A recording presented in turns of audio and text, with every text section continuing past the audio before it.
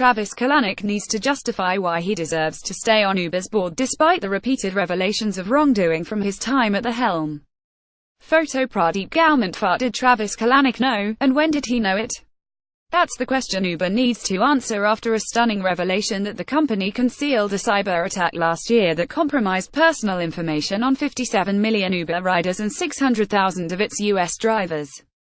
Bloomberg News reporter Eric Newcomer wrote Tuesday that the company fired its chief security officer and one of his deputies for concealing the cyber attack, which ironically came at the same time that Uber was making up with regulators over misrepresentations of how it handled consumer and driver information. New Uber Technologies Inc. CEO, Dara Khosrowshahi, essentially fell on his sword and apologized for the company's data breach and inexplicable failure to disclose it promptly. What he left unsaid was the role of Kalanick, the CEO at the time of the cyber attack and still an active participant in the company's strategy and board of directors. The Bloomberg News article said Kalanick learned about in November 2016, a month after it happened. If Kalanick knew both about the cyber attack and the failure to disclose it to those affected and to regulators, he needs to account for why he let that happen.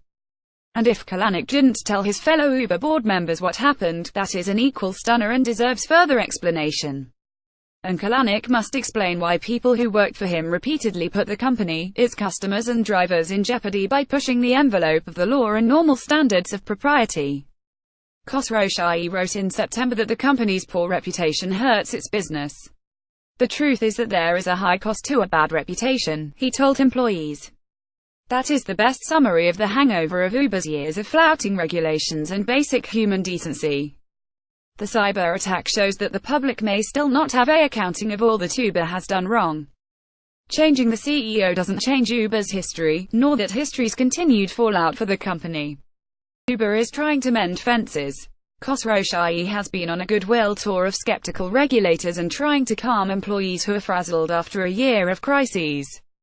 But Kalanick is still in the picture, and his association continues to throw Uber into tumult. It's time for him to account for the maladies that Uber developed under his. And Kalanick needs to justify why he deserves to stay on Uber's board despite the repeated revelations of wrongdoing from his time at the helm. Bloomberg Gadfly.